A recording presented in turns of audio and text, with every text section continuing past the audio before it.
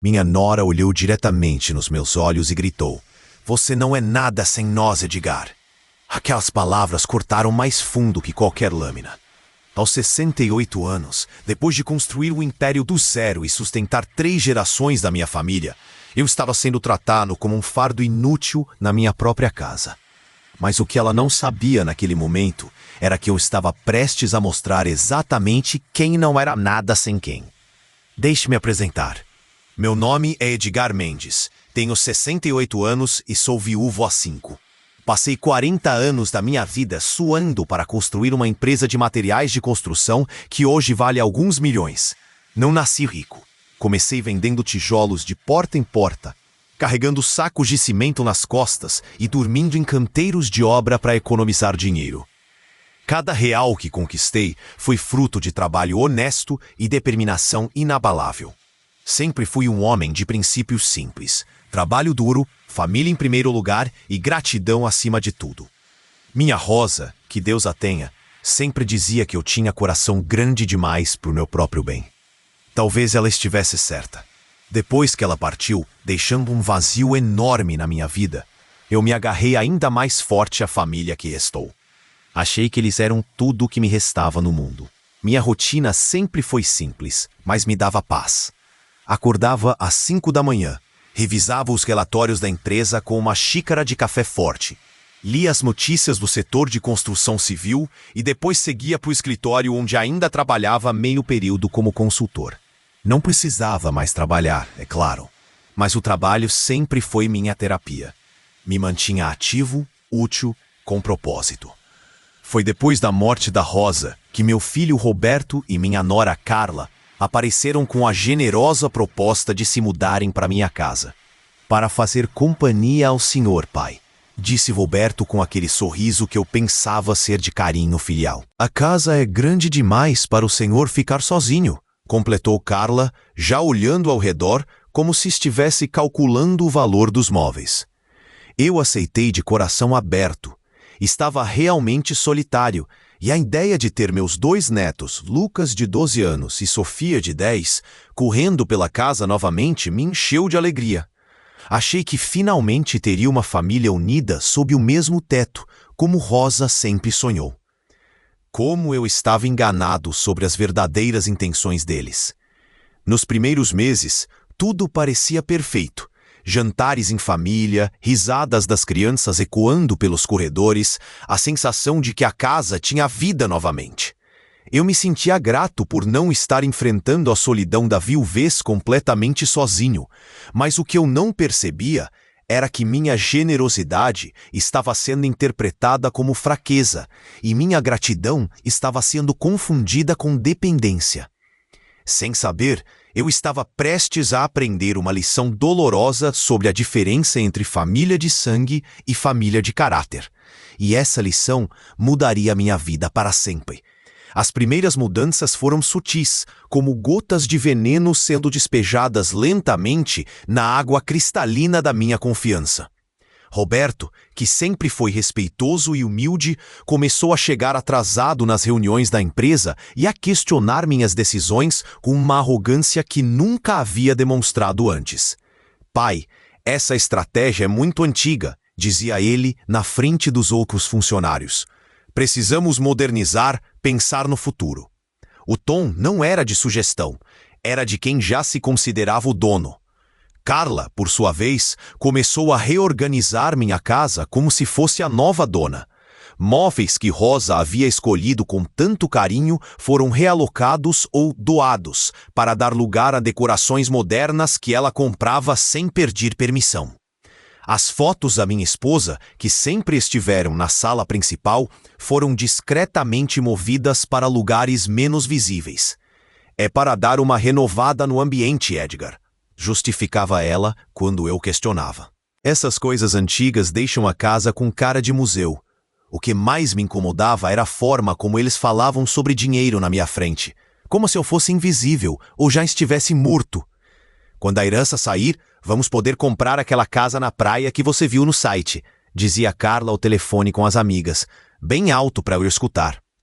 Roberto murmurava para ela sobre investimentos inteligentes para o futuro, e fazia piadas maldosas sobre velhos que não sabem gastar o próprio dinheiro direito. Cada palavra era uma punhalada na minha dignidade. A tensão crescia a cada dia que passava. Meus próprios netos, Lucas e Sofia, que antes corriam para me abraçar quando eu chegava do trabalho, começaram a me tratar de forma fria e distante. Não mais vovô querido, com aquele carinho genuíno, mas Edgar secamente, como se eu fosse apenas mais um adulto qualquer dividindo o mesmo espaço. Quando eu tentava puxar conversa sobre a escola, seus amigos ou sonhos, eles respondiam com monossílabos e logo corriam para se esconder nos quartos ou procurar os pais. Era como se uma parede invisível estivesse sendo construída entre nós, tijolo por tijolo, dia após dia. Eu percebia os cochichos que paravam quando eu entrava na sala, as risadinhas afadas quando eu fazia algum comentário, os olhares de impaciência quando eu demorava para entender alguma referência moderna. Lentamente, eu estava me tornando um estranho na minha própria casa, um intruso na vida da minha própria família. As regras da casa também começaram a mudar sem minha consulta. Horários rígidos para as refeições, programas de TV que ninguém queria assistir sendo substituídos por escolhas deles. Conversas que eram interrompidas quando eu tentava participar. Eu me sentia como um hóspede inconveniente na propriedade que eu mesmo havia construído. Mas eu ainda acreditava que era apenas uma fase de adaptação. Ainda tinha a esperança de que o amor familiar prevaleceria sobre qualquer mal-entendido. Como eu estava prestes a descobrir, minha paciência e boa vontade estavam sendo interpretadas como sinais de fraqueza por pessoas que já não me viam mais como patriarca, mas como obstáculo. O estouro aconteceu numa terça-feira à noite, durante o jantar. O clima já estava tenso há semanas, mas eu ainda acreditava que podíamos resolver qualquer problema em família. Foi quando mencionei algo que Rosa e eu sempre conversamos sobre fazer: doar parte do meu patrimônio para uma instituição de caridade que ajuda idosos em situação de vulnerabilidade. Estou pensando em estabelecer um fundo para ajudar pessoas da minha idade que não tiveram a sorte que eu tive, disse, cortando meu pedaço de carne tranquilamente. A reação foi imediata e violenta. Roberto bateu o punho na mesa com tanta força que os pratos saltaram e o vinho derramou na toalha branca. Carla se levantou da cadeira como se tivesse levado um choque elétrico, derrubando a própria cadeira no processo. O barulho ecoou pela sala de jantar como um tiro. "Pai, o senhor não pode estar falando sério", gritou Roberto, com o rosto vermelho de raiva, as veias do pescoço saltando. "Esse dinheiro é nosso por direito." Carla se aproximou de mim com os olhos flamejando de fúria. "É exatamente isso, Edgar. Nós cuidamos de você. Moramos aqui, aguentamos suas manias de velho teimoso, suas histórias repetitivas, sua teimosia com tecnologia. Sua voz estava ficando cada vez mais alta, mais agressiva. Você não entende que sem nós você não seria nada? Quem ia cuidar de você quando ficar caduco? Quem ia visitar você no asilo? Nós sacrificamos nossa liberdade por você. Mas foi o que veio depois que realmente despedaçou meu coração." Carla se aproximou ainda mais, apontou o dedo indicador bem na minha cara, a poucos centímetros do meu nariz, e berrou com toda a força dos pulmões: "Você não é nada sem nós, um velho inútil que só serve para assinar cheques. Sem nossa família, você seria apenas mais um esquecido esperando a morte chegar." A saliva dela respingou no meu rosto. Suas palavras cortaram minha alma como navalhas afiadas. O silêncio que se seguiu foi ensurdecedor. Até Lucas e Sofia pararam de comer e ficaram olhando, assustados com a violência da cena. Eu podia ver o medo nos olhos das crianças, mas também algo pior. Elas não pareciam surpresas. Era como se já soubessem que esse momento chegaria, como se já tivessem sido preparadas para isso. Roberto estava ofegante, olhando alternativamente para mim e para a esposa, como se estivesse esperando de minha reação. Naquele momento, sentado à cabeceira da mesa que eu mesmo havia comprado, na casa que eu construí, cercado por pessoas que eu amava incondicionalmente, eu senti algo dentro de mim morrer. Não foi apenas o coração que se partiu, foi toda uma ilusão que desmoronou. A ilusão de que família significa amor incondicional, de que sangue é mais forte que interesse, de que minha generosidade terá vista como amor e não como obrigação. Mas algo novo também nasceu naquele instante. Uma clareza fria e cristalina sobre quem essas pessoas realmente eram. Naquele momento de silêncio mortal, algo dentro de mim se transformou completamente. Não foi raiva, foi uma clareza absoluta, gelada como aço. Eu me levantei devagar da cadeira, sentindo cada músculo do meu corpo, cada batimento do meu coração. Olhei para cada um deles. Roberto ainda ofegante. Carla com aquela expressão de superioridade cruel. As crianças assustadas observando tudo. E então disse com uma calma que me surpreendeu. Vocês têm razão. Eu realmente não sou nada, sem vocês descobrirem isso por conta própria. Subi para meu quarto sem dizer mais uma palavra, deixando-os confusos com minha reação inesperadamente tranquila. Podia escutar os sussurros lá embaixo. Carla perguntando se eu havia surtado de vez. Roberto tentando acalmar a situação, dizendo que o velho ia esquecer tudo até amanhã. Eles não faziam ideia do furacão que estava prestes a desabar sobre suas vidas. Enquanto eles achavam que tinham me quebrado, eu estava me reconstruindo peça por peça, mais forte e determinado.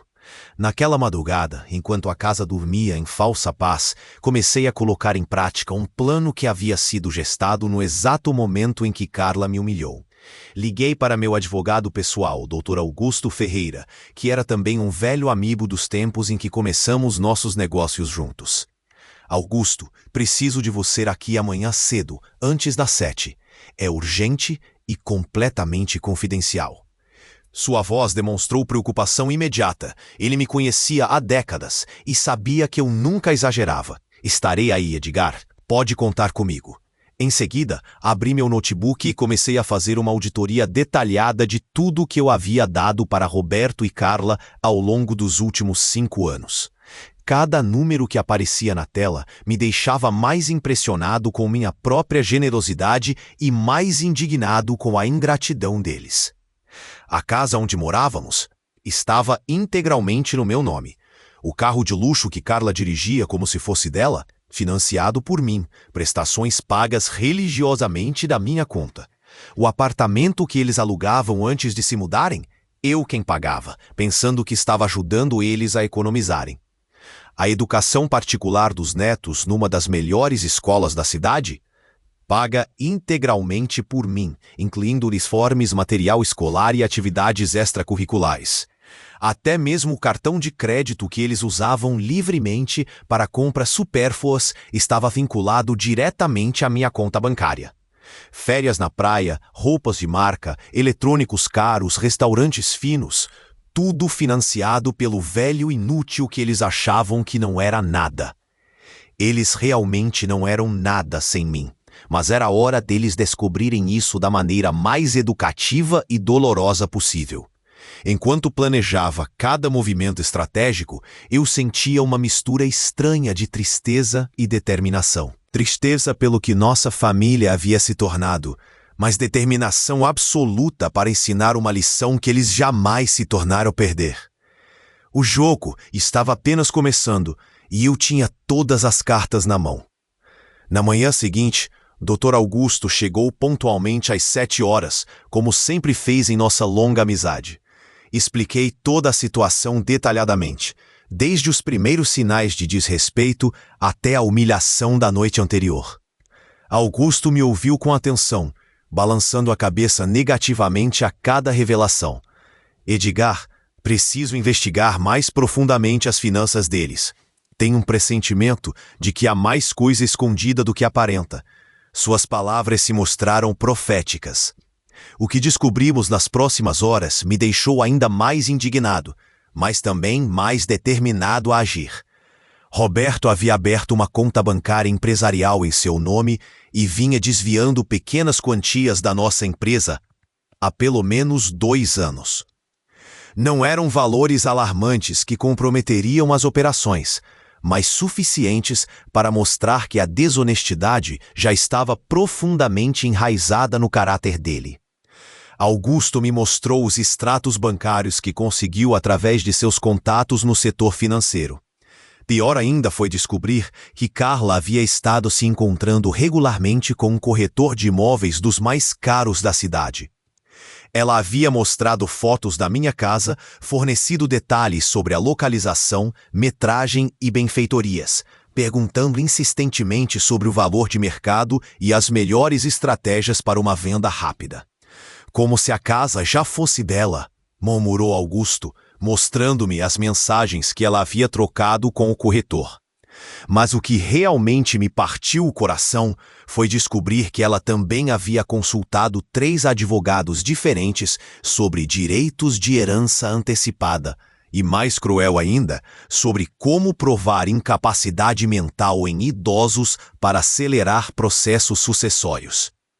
Augusto havia conseguido esses comprovantes através de seus contatos profissionais no meio jurídico. Eles não estavam apenas sendo ingratos.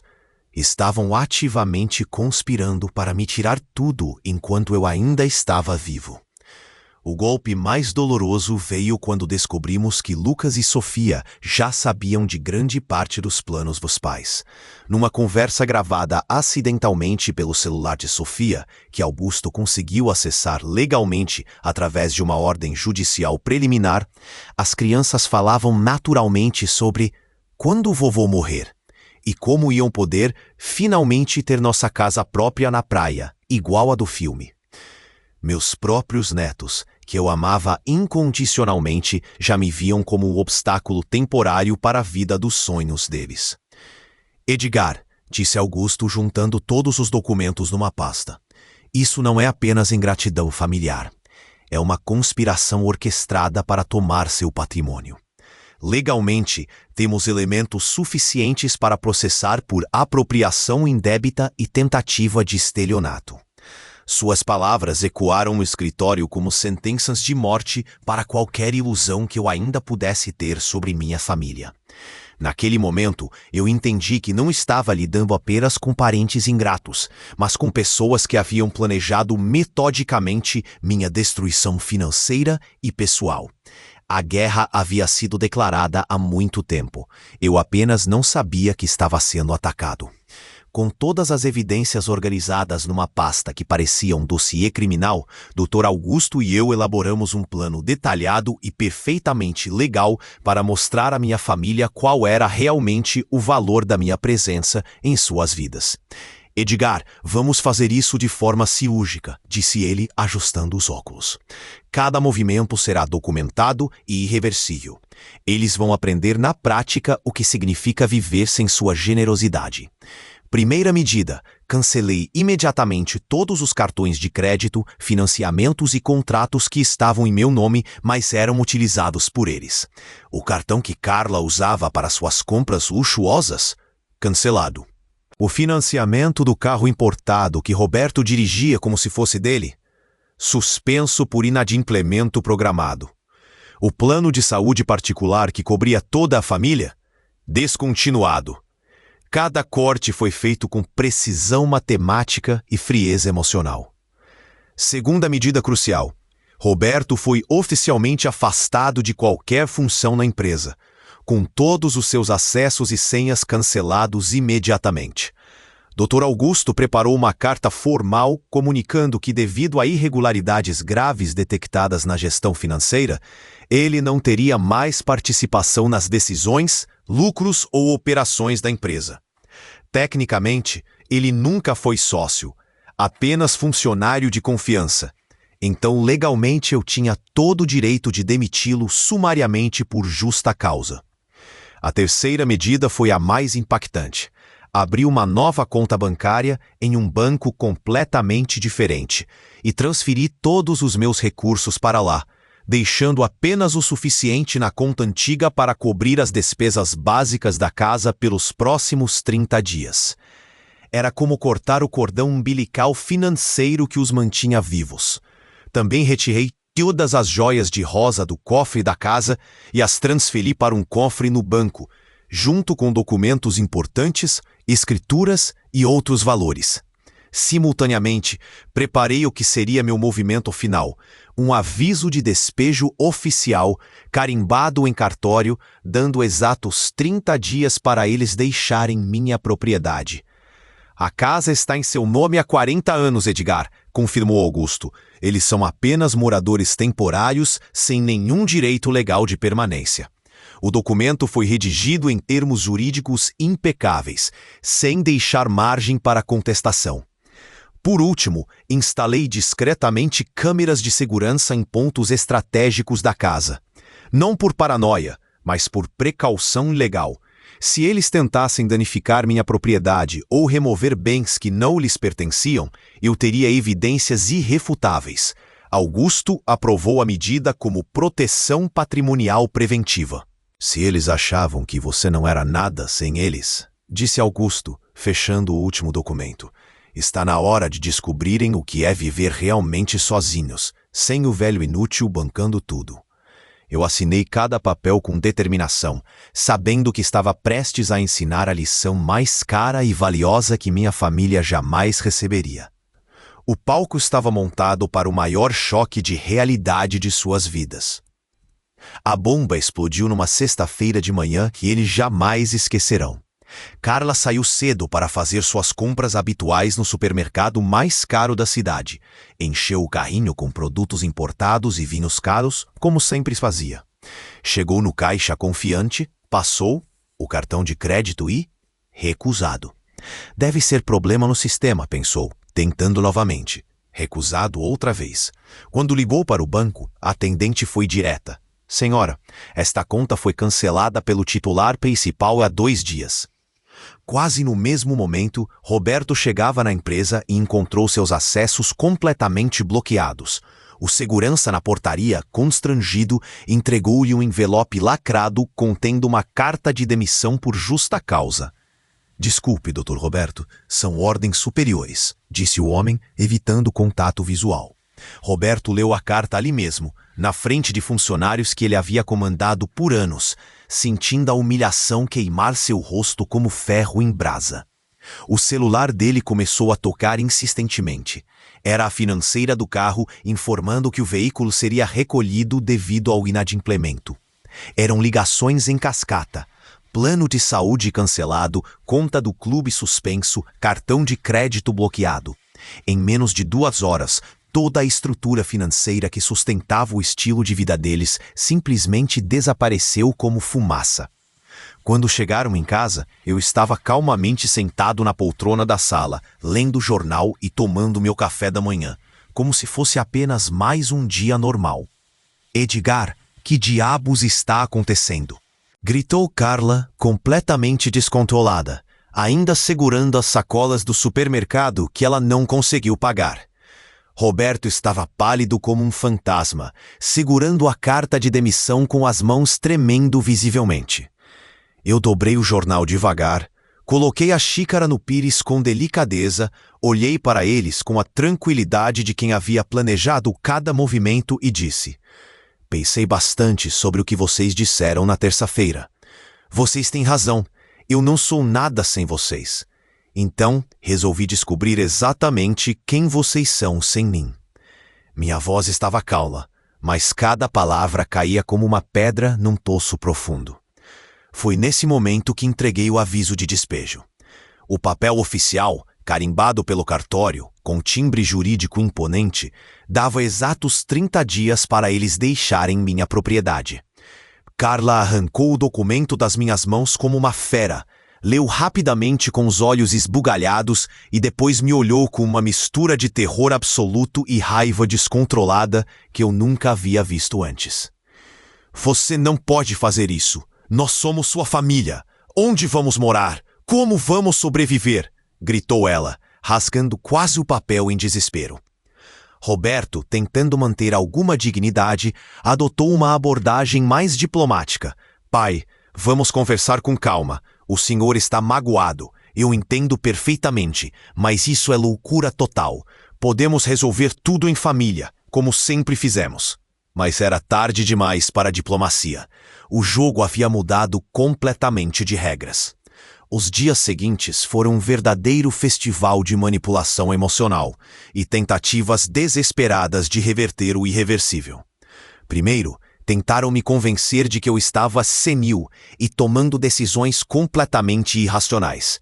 Roberto trouxe um médico amigo dele, Dr. Silveira, que nem sequer conhecia a situação real, para avaliar meu estado mental. Quando eu expliquei ao doutor toda a conspiração que haviam armado contra mim, mostrando inclusive os documentos que Augusto havia reunido, o próprio médico ficou constrangido e se retirou sem emitir qualquer parecer.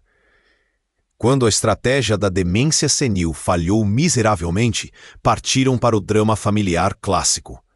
Carla chorava todos os dias, lágrimas que pareciam ensaiadas, falando incessantemente sobre como eu estava destruindo a família e traumatizando as pobres crianças inocentes. Ela chegou ao cúmulo de ligar para parentes distantes, contando uma versão completamente distorcida da história, me pintando como um velho cruel e vingativo que havia expulsado a família por motivos puramente egoístas. Os netos foram instruídos a me procurar com olhos propositalmente marejados, perguntando com vozes melosas por que eu estava sendo tão mal com eles. Vovô, a mamãe disse que vamos ter que morar na rua por sua culpa, disse Sofia, com lágrimas que pareciam sinceras. Lucas completou. Por que o senhor não gosta mais da gente? Era doloroso ver como crianças estavam sendo usadas como armas emocionais, mas eu sabia que essa manipulação fazia parte do caráter que eles estavam aprendendo dos pais. A segunda semana trouxe as ameaças veladas, mais sinistras e preocupantes. Roberto começou a insinuar que eu poderia ter acidentes domésticos graves, sendo um idoso vivendo sozinho numa casa grande. Pai, o senhor sabe como é perigoso para uma pessoa da sua idade ficar sozinha. Pode cair, passar mal, ninguém ia saber. Dizia ele com um sorriso que não chegava aos olhos. Carla mencionava casualmente que autoridades competentes talvez devessem ser notificadas sobre minha instabilidade emocional repentina. Eles também espalharam para vizinhos e conhecidos uma versão completamente falsa dos fatos. Alguns vizinhos antigos chegaram a me abordar na rua, perguntando se eu estava bem da cabeça e se precisava de ajuda para resolver os problemas familiares. Até o padre da igreja que eu frequentava me procurou, preocupado com os relatos perturbadores que havia recebido sobre meu comportamento. A terceira semana foi marcada pelo pânico puro e desespero absoluto. Com apenas 7 dias restantes no prazo, eles finalmente descobriram a realidade cruel do mercado imobiliário. Alugar uma casa equivalente à minha custaria mais de R$ 8.000 por mês, dinheiro que eles simplesmente não tinham e nunca tiveram. Roberto tentou desesperadamente conseguir emprego, mas sua reputação no setor havia sido completamente manchada pela demissão por justa causa. Carla teve que vender às pressas suas joias caras e bolsas de marca para conseguir dinheiro para um mísero depósito calção. Foi quando finalmente compreenderam que sua vida de luxo sempre havia dependido inteiramente de mim. No último dia do prazo, eles saíram de casa. Não houve despedidas dramáticas, pedidos de perdão sinceros ou reconhecimento de culpa. Apenas o silêncio pesado de quem havia finalmente compreendido a lição da forma mais dura possível. Roberto carregava as malas com a dignidade ferida de quem descobriu que nunca foi tão importante quanto pensava. Carla evitava meu olhar, provavelmente imaginando como explicaria para as amigas ricas que agora morava num apartamento de 2 quartos numa região bem mais simples da cidade. Roberto conseguiu um emprego numa empresa concorrente, mas com um salário que era menos da metade do que ele ganhava comigo. Carla teve que abandonar suas tardes de salão de beleza e encontrar trabalho numa loja de departamentos. Os netos foram transferidos da escola particular cara para uma escola pública, e o estilo de vida luxuoso que conheciam desde sempre simplesmente evaporou como uma miragem no deserto. A realidade havia chegado para cobrar a conta que estava pendente há anos. Sozinho na minha casa pela primeira vez em 5 anos, descobri algo absolutamente surpreendente. Eu estava em paz. A sensação era como tirar sapatos apertados depois de um dia inteiro. Um alívio profundo e libertador que eu não experimentava há décadas. A casa voltou a ter as fotos da Rosa nos lugares originais. Meus livros preferidos voltaram para as prateleiras da sala. E a rotina simples que eu sempre amei foi completamente restaurada. Sem a tensão constante da ingratidão e dos conflitos familiares diários, minha pressão arterial normalizou pela primeira vez em anos. Meu sono melhorou significativamente. Não havia mais o peso da ansiedade sobre o que eles estariam planejando contra mim. Dr. Augusto brincou durante uma de nossas conversas que eu havia ganhado pelo menos 10 anos de vida ao me livrar daquele parasitismo familiar crônico. E ele estava certo. Na empresa, promovi funcionários leais que sempre demonstraram competência genuína e honestidade inabalável. Pessoas que haviam trabalhado duro por anos, mas que Roberto mantinha em posições inferiores por ciúme ou insegurança. Sem ele criando conflitos desnecessários e questionando decisões por motivos puramente pessoais, a produtividade aumentou notavelmente e o ambiente de trabalho melhorou de forma impressionante. Estabeleci também um programa de participação nos lucros para todos os funcionários, algo que Roberto sempre havia criticado como desperdício desnecessário de dinheiro. Ver o rosto genuinamente feliz dos trabalhadores recebendo suas participações me deu mais satisfação real que qualquer lucro pessoal dos últimos anos. Era gratidão verdadeira, baseada em merecimento e trabalho honesto. Pela primeira vez em décadas, eu estava vivendo para mim mesmo, tomando decisões baseadas nos meus valores e não no medo de desagradar pessoas que só me viam como fonte de recursos. A liberdade tinha um gosto doce que eu havia esquecido completamente. 6 meses depois, Roberto me procurou. Não foi um pedido de perdão completo ou dramático, mas um reconhecimento maduro e dolorido de que eles haviam sido profundamente injustos e ingratos comigo. Ele havia aprendido da maneira mais difícil possível o valor real do trabalho honesto e da humildade genuína. Pai, eu entendo agora por que o Senhor fez o que fez, disse ele, com uma simplicidade que há muito não ouvia em sua voz. Precisávamos aprender a viver com nossos próprios recursos. Carla também havia mudado drasticamente.